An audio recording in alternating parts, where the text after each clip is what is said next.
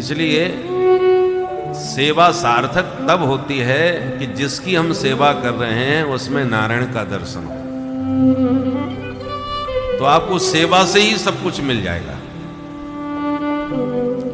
भगवत प्राप्ति के मार्ग अलग अलग प्रकार के हैं, और भाव सेवा में देखो,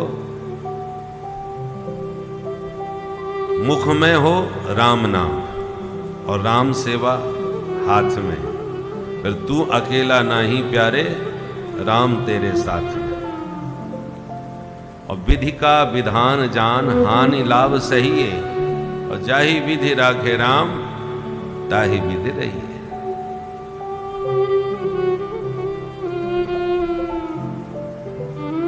डॉक्टर यदि मरीज में प्रभु का दर्शन करके ये अनुभव करे कि ठाकुर जी इस रूप में मेरी सेवा स्वीकार करने आए हैं, तो डॉक्टर को अलग से माला लेके भजन करने की आवश्यकता नहीं, उस मरीज की सेवा से ही उसका भजन हो रहा है।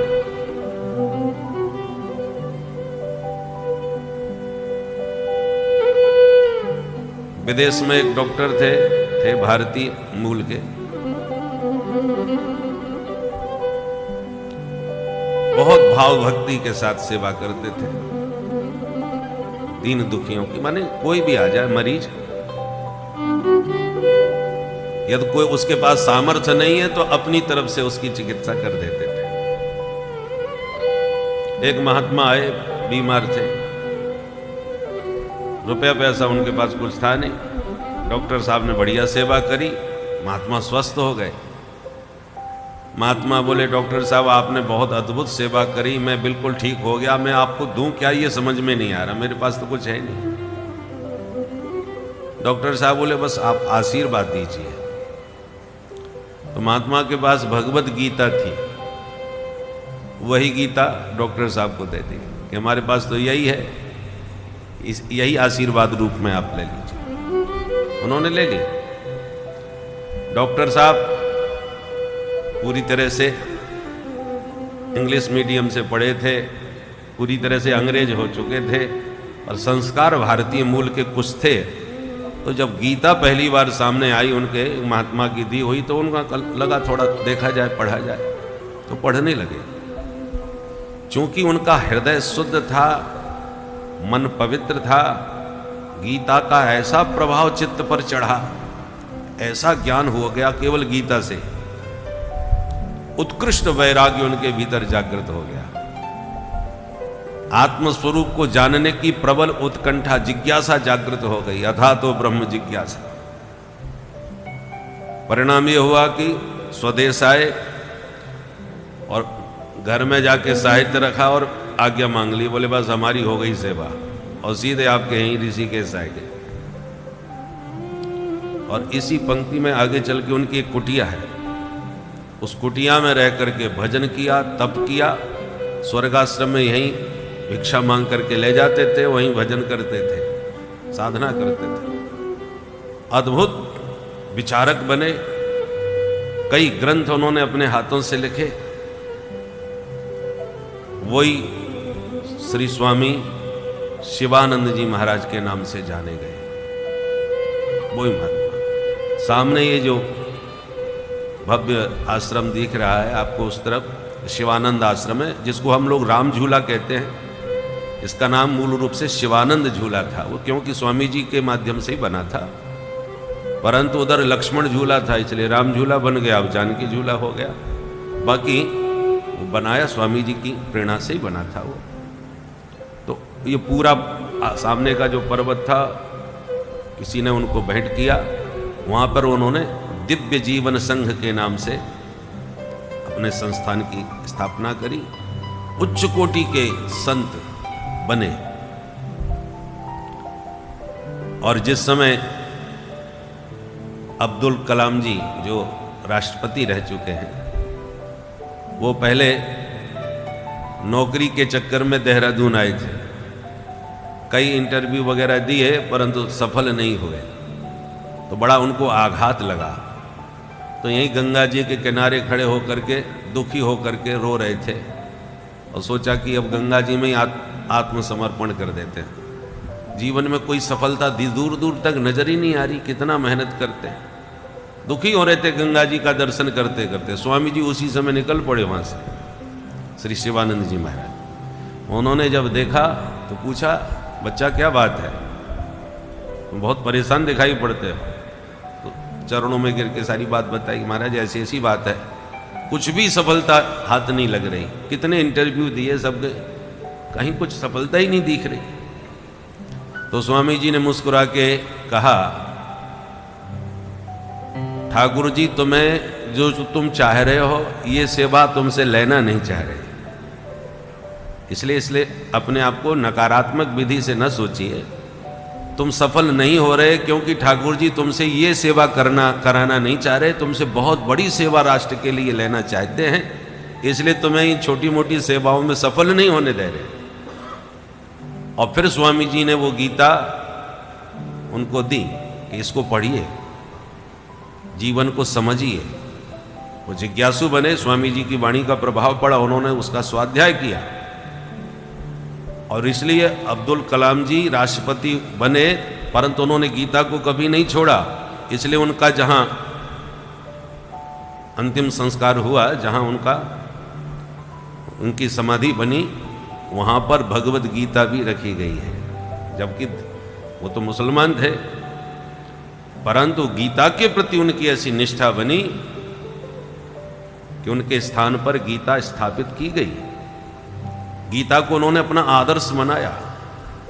तो हमारा कहने का मतलब यह है कि जो डॉक्टर था वो भगवत गीता के माध्यम से उनके जीवन में कितना अद्भुत परिवर्तन आया और क्या से क्या बन गए। इसलिए ज़्यादातर स्वामी जी महाराज के जो शिष्य हैं उनमें डॉक्टरों की संख्या ज़्यादा है। डॉक्टर कुट्टी, जब हम उन स्वामी जी के आश्रम में कथा कह रहे थे, बहुत स्त्री रोग विशेषज्ञ थी, बहुत बड़े कई डॉक्टर उनके शिष्य अभी भी बड़े प्रसिद्ध हैं। तो हमने बहुत निकटता से उन्हें देखा। तो कहने का मतलब यह है कि ये परिवर्तन, वैसे तो कितने लोग गीता नहीं पढ़ते और सुनते, उनमें परिवर्तन क्यों नहीं आता? क्योंकि आपका भाव सिद्ध हो। देखो, जितना चित्त शुद्ध होगा उस पर उतनी जल्दी प्रभाव पड़ेगा। मन मलिन है, चित्त अशुद्ध है, तो बढ़िया वेद वेदांत रोज सुनते रहो, कोई फर्क नहीं पड़ता। भीतर की सफाई सही होना चाहिए। वो भले ही डॉक्टर थे, उनका इससे कोई संबंध नहीं था, परंतु उन्होंने दीन दुखियों में नारायण की सेवा की भावना रखी। तो अपना डॉक्टरी कार्य भी ईमानदारी से उन्होंने भगवत भक्ति के साथ किया। मरीज में ही हरि का दर्शन करते हुए सेवा के भाव से चिकित्सा करी, जिसके कारण चित्त इतना शुद्ध हो गया, एक संत की दी हुई गीता ने सारा जीवन बदल दिया क्षण भर में। और केवल वही परिवर्तित नहीं हो गए, उनके द्वारा न जाने कितने लोगों का कल्याण हुआ। हजारों लाखों लोग उनसे प्रभावित होकर के बड़े बड़े पढ़े लिखे विद्वान, जिनके जीवन की दिशा दशा सब बदल गई।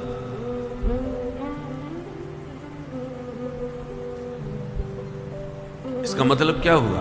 आप कोई भी काम कर रहे हो, आप वकील हैं, वकालत में यदि ईमानदारी से आपको लगता है इसके साथ अन्याय हो रहा है, उसको आपने सही ढंग से ईमानदारी से मेहनत करके परिश्रम करके न्याय दिलाया, तो वही आपकी भक्ति है, वही आपकी सेवा है। भक्ति का अर्थ क्या होता है? भज सेवायाम।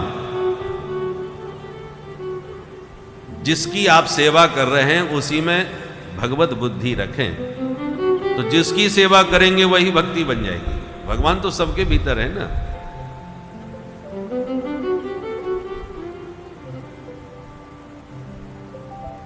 इसलिए माला लेके भजन करना ही सिर्फ भजन नहीं है। अब कोई बहू दीक्षा लेकर के मंत्र लेकर के आई और गुरुजी ने कह दिया कम से कम 60 माला जपा करो, ठीक है गुरुजी। अब बहू रानी सवेरी नहा धोवा करके माला लेके बैठ गई। अब पतिदेव को जाना है ऑफिस में, नाश्ता भी तैयार नहीं है। बच्चों को जाना है स्कूल में, नाश्ता उनके लिए भी तैयार नहीं है। अब सासू माँ आंख दिखा रही है, अच्छी भजनानंदी आएगी, सवेरे से माला लेके बैठ जाती है, काम धंधा कुछ है नहीं। अब सासू जी आंखें दिखा रही हैं, बड़बड़ा रही हैं, और बहू रानी की माला फर्राटे से चल रही है, ऐसे नास्तिकों के घर में आ गई, शांति से भजन भी नहीं करने देती, तनातनी चल रही है। अब ये भजन हुआ, न तो बहू को ही भजन में मन लग रहा है, न परिवार ही शांति से रह पा रहा है। आप घर परिवार की जो जिम्मेवारियां हैं, उस दायित्व को, बच्चे में भगवान को बाल कृष्ण कहा जाता है। छोटा बच्चा कोई भी हो, उसमें भगवान कृष्ण बाल कृष्ण का दर्शन कीजिए। पति में परमेश्वर की बुद्धि रखिए, तो पति के लिए बनाया हुआ भोजन पानी जो भी कुछ है, बच्चों के लिए बनाया हुआ नाश्ता पानी जो कुछ है, वही आपकी भक्ति है, वही सेवा है। हाँ, जब कोई काम न रह जाए तब शांति से बैठ के खूब भजन करो, कोई परेशानी नहीं। पर काम छोड़ करके फिर यदि आप भजन करने बैठोगे तो न तो आपका ही भजन हो पाएगा और न घर में शांति।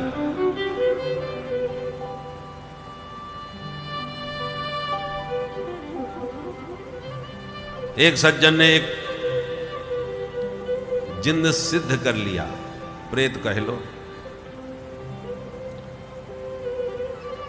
सिद्ध तो कर लिया, पर उसने कहा मेरी एक शर्त है। क्या? बोले मैं खाली बैठूंगा तो तुम्हें खा जाऊंगा, मुझे खाली मत रखना, कुछ न कुछ काम देते रहना। ठीक है, तो बड़ा खुश हुआ, अच्छा फ्री का नौकर मिल गया। पर उसने जितने काम बताए वो फटाफट करने लगे, उसको करने में देर ही नहीं लगे। पानी भर के लाओ, कहने की देर नहीं कि पानी भर के ले आया। कोई भी काम बताओ फट से कर दे, और जैसी खाली हो तो फिर बताओ और क्या करूं। अब कब तक काम बताए बेचारा, न सोने पावे न प्रेम से खाने पावे, 24 घंटे प्रेत सामने खड़ा है, काम बताओ। वो परेशान हो गया, गुरुजी से बोला गुरुजी ये तो मार डालेगा मेरे को, न सोने देता है न खाने देता है, 24 घंटे चढ़ा रहता है, काम बताओ। कितना काम बताऊं इसको मैं? तब गुरुजी ने युक्ति बताई, युक्ति से ही मुक्ति मिलती है। तब वो आके बोला प्रेत से, एक बढ़िया बांस गाड़ दो। गाड़ दिया। बोले जब तक हम मना न करें तब तक ऊपर चढ़ो और नीचे उतरो, यही तुम्हारा काम है। अब ऊपर नीचे हो गया, चलो। तब बेचारे को राहत मिली। जब कोई काम आ जाता है तो कहता है इधर आओ, फलाना काम कर दो, कर दिया, और बताओ। बोले चढ़ जाओ बांस पर, अब यही काम है। तब प्राण बचे। उसी प्रकार ये मनीराम जी कोई प्रेत से कम नहीं है। जहां ये खाली हुआ, किसने उपद्रव चालू किया, उल्टा सीधा सोचने लगेगा, फालतू की बातें सोचने लगेगा, व्यर्थ की बातों में ये चित्त मन सब अशांत हो जाता है। तो क्या करना चाहिए? शरीर से खूब सेवा करो। शरीर से जितनी सेवा करोगे शरीर उतना स्वस्थ रहेगा। सेवा के लिए शरीर मिला है और सुमिरन के लिए मन। तो तन को सेवा में लगाओ, मन को सुमिरन में लगाओ। परंतु हाँ, पहले तो मन, जब सेवा कर रहे हो तो मन लगा के सेवा करो। भोजन बना रहे हो तो मन लगा के भोजन बनाओ, तब भोजन का स्वाद बनेगा। जो भी काम कर रहे हो संसार का, ये मन रूपी प्रेत को उसमें पूरी तरह लगा दो, और जहां काम से फ्री हो जाए सो इसको बांस पर चढ़ा दो। ये जो सुमिरनी है ना, इसका नाम सुमिरनी है। इसी पर मनीराम जी को चढ़ा के रखो, सीताराम सीताराम सीताराम सीताराम, 24 घंटे जब भी खाली हो करते रहो, ताकि मन इधर उधर ले तो भी चलता रहेगा। वो बहुत अभ्यास की बात है। पर शुभारंभ से आप चाहो कि फ्री होकर के मन से ही सुमिरन करते रहो, नहीं होगा। मनीराम जी न जाने कहां से कहां पहुंच जाएंगे, आपको पता भी नहीं चलेगा। इसलिए पहले सुमिरनी में सुमिरन करो। सुमिरनी में बार बार इधर उधर मन जाता है, जाने तो लौट के वापस यहीं आएगा। जैसे उड़ जहाज को पक्षी उन जहाज पे आवे, मेरो मन अनंत कहां सुख पावे। इसलिए ये मनीराम जी को फालतू इधर उधर न दौड़ने देने के लिए ये सुमिरनी है। खूब भजन करो बैठ के, यदि फ्री हैं तो, और नहीं तो जो काम कर रहे हो उसी को पूरे मनोयोग से ठीक से करो, तो काम भी ठीक होगा शरीर भी स्वस्थ रहेगा और खाली समय में पूरे समय भजन करो।